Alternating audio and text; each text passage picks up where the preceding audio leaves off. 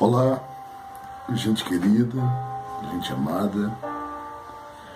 Eu sou o pastor Antônio Marcos e mais uma vez estamos aqui para compartilharmos fragmentos da Palavra de Deus.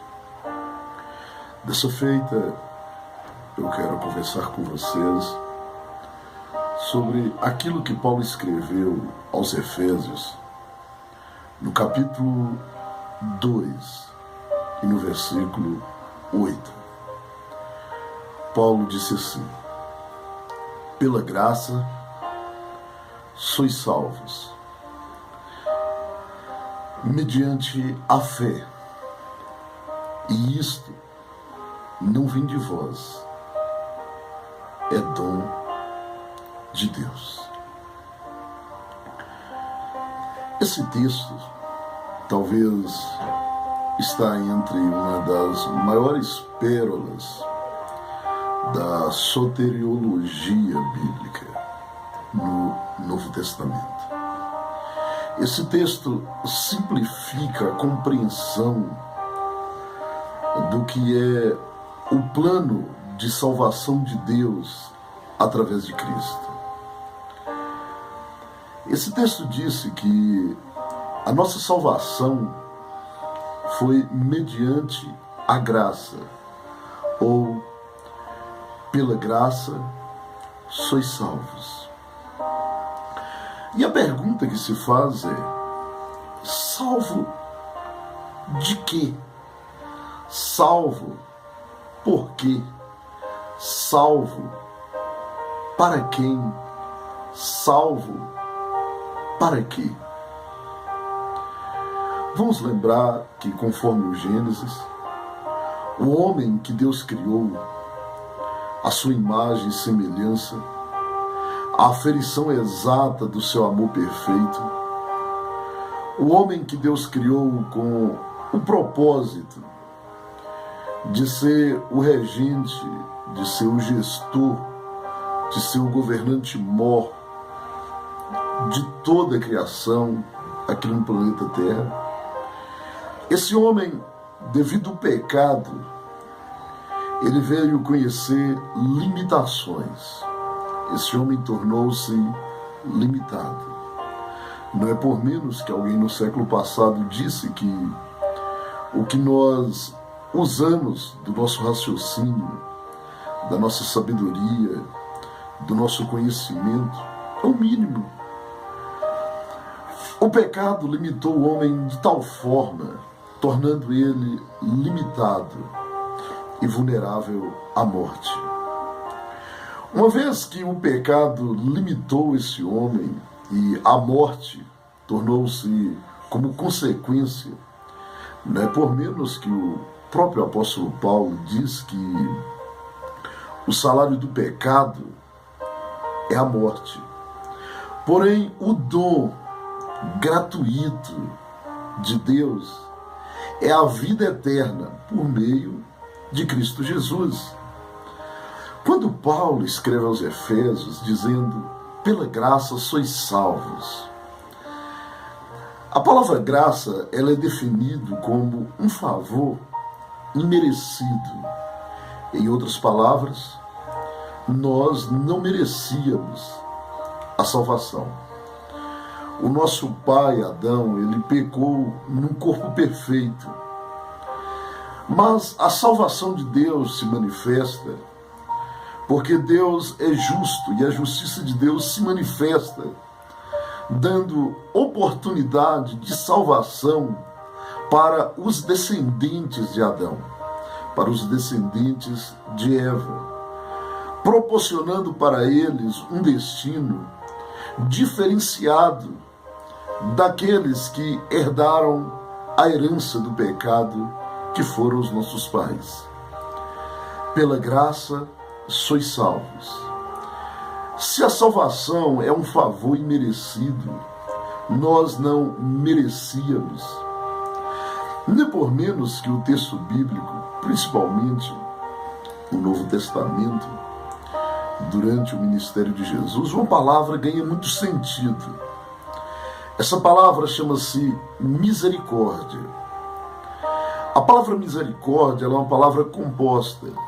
É misericórdia. Mísere, de onde vem miserável. E córdia, de onde vem coração. Quando aquele cego desesperadamente gritava por Jesus, dizendo: Jesus, filho de Davi, tem misericórdia de mim. Em outras palavras, ele estava dizendo: deixa eu, esse mísero homem que sou, esse miserável homem que sou, esse limitado homem que sou, ser objeto do seu amor, está nas cordas da sua existência, tem misericórdia de mim. A palavra graça é exatamente isso, favor imerecido. Nós éramos miseráveis, míseros homens, somos míseros homens. A graça de Deus veio para nos alcançar, mesmo nós não merecendo. E aí Paulo está dizendo: pela graça sois salvos. Só que essa graça se manifesta em nossa vida através da fé. E o que é a fé, de fato? Eu gosto do conceito definido pelo escritor aos Hebreus acerca da fé, que diz que a fé é o firme fundamento das coisas que eu não vejo, porém eu espero. Se a fé é o fundamento daquilo que eu não vejo, imagina-se então que o homem, antes do pecado, ele não precisava da fé. Se a fé é o fundamento daquilo que ele não vê, o homem via Deus. O texto do Gênesis narra que no romper de toda tarde, Deus descia no jardim e trocava aquele dedo de prosa, de pai para filho, com a sua criatura. O homem via Deus. Só que, a partir do momento que o homem peca, o homem perdeu essa comunhão, esse contato com Deus.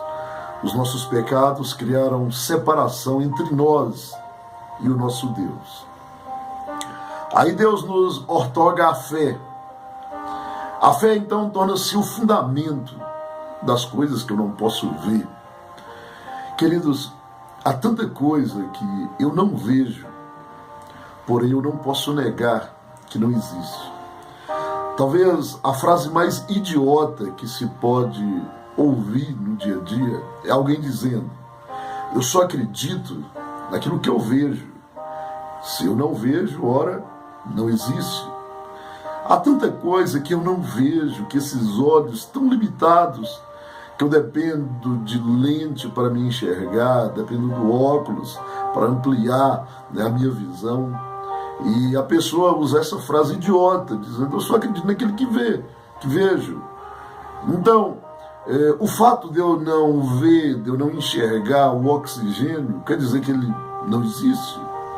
O fato de eu não enxergar os micro-organismos, será então que ele não existe?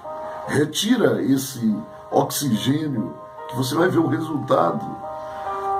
Esse micro-organismo na sua corrente sanguínea vai ter um resultado. A fé então vem para nós assimilarmos aquilo que nós não podemos ver.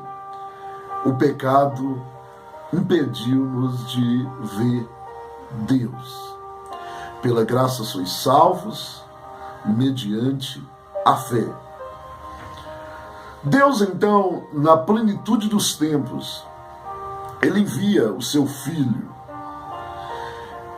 A vinda de Jesus à Terra, você só consegue conceber pela fé.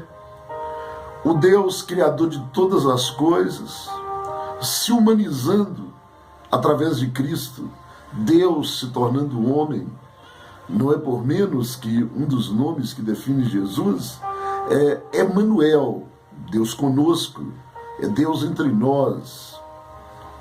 Pela graça sois salvos mediante a fé. Aí você pensa assim: bom, aqueles que viveram na época de Jesus, que andou com Jesus, que visualizaram os milagres, os feitos de Jesus, é coerente eles terem abraçado aquela confiança, aquela fé em Jesus. Só que Jesus vem dizendo, olha, bem-aventurado, ou felizes serão, ou recompensas terão aqueles que, mesmo não vendo, eles hão de crer. Aqueles que não viram e creram, bem-aventurado. Quase 2000 anos depois, nós estamos aqui. Não andamos com Jesus, os nossos olhos não viram fisicamente Jesus. Todavia, a carga de informações que supera o tempo, que chega até nós, faz-nos de forma inteligente fazer deduções, ligarem uma coisa com a outra. Talvez uma análise simplória eu não conheci o meu bisavô, eu não andei com o meu bisavô. O fato de eu não ter andado com ele, não ter conversado com ele, então quer dizer que ele não existe? Eu não andei com Jesus, eu não, fisicamente, não vi os milagres que Jesus operou. Então, mas isso não justifica eu me fechar e dizer, ele não existe, ele nunca veio nessa terra, agora Deus não existe. Não. Compreender a salvação de Deus através de Cristo, você só consegue compreender pela fé, o fundamento das coisas que eu não vejo. A fé torna-se então um presente de Deus, um dom. Dom quer dizer uma doação, uma dádiva, um presente de Deus. E Deus nos outorga essa fé. Essa fé não é patrimônio de uma instituição, não é um monopólio sistêmico. Essa fé é um dom de Deus. Pela graça sois salvos, mediante a fé. Isso não vem de ninguém, de nenhum homem, não vem de vós, para ninguém se gloriar. É um dom de Deus. E essa fé, você só assimila ela com a simplicidade de coração. A fé não é para nenhum arrogante. A fé não é para nenhum prepotente.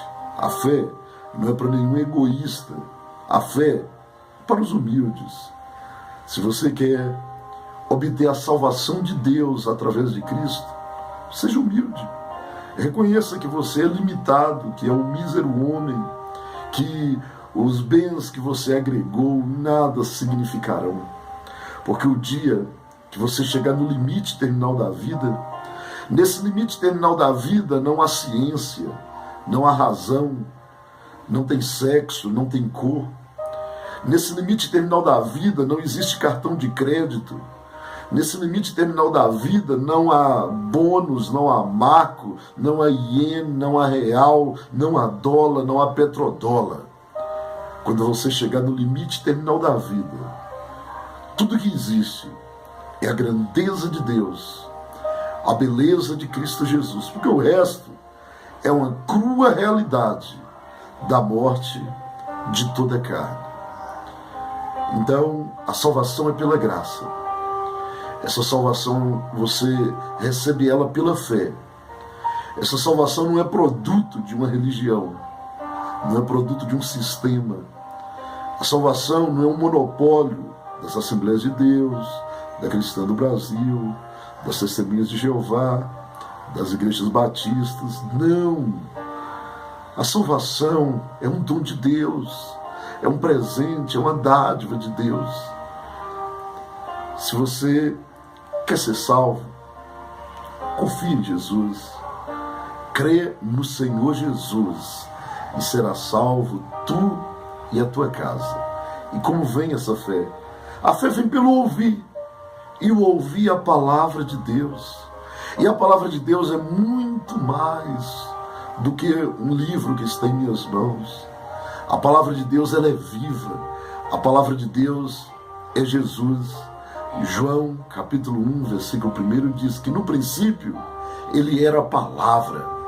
A palavra estava com Deus e a palavra era Deus. Está se referindo a Jesus. Em Apocalipse, capítulo 19, João, ao ver Jesus glorificado, disse, e o seu nome é Palavra de Deus. Se você tiver humildade em seu coração, essa palavra pode entrar dentro da sua vida. Essa palavra de Deus, até os surdos podem ouvi-lo. Até os loucos não vão encontrar a lógica de encontrar esse caminho. Até os cegos vão conseguir ler nas entrelinhas esse amor de Deus. Porque Deus te amou de tal maneira que deu seu Filho unigênito para que todo aquele que nele crê não pereça, mas tenha a vida eterna. Pela graça sois salvos, mediante a fé. E isso não vem de vós, é um dom de Deus. Te espero muito em breve.